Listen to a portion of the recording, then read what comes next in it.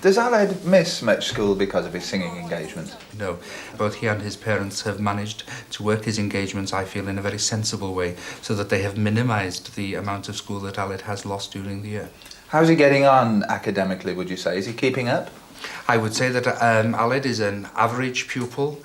He's doing 9 or 10 O-levels, and I would expect at the end of the 5th year, if he progresses as things are going now, that he will get a very commendable certificate of education.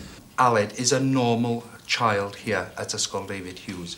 He is treated in a perfectly normal way by his fellow pupils, by the teachers here.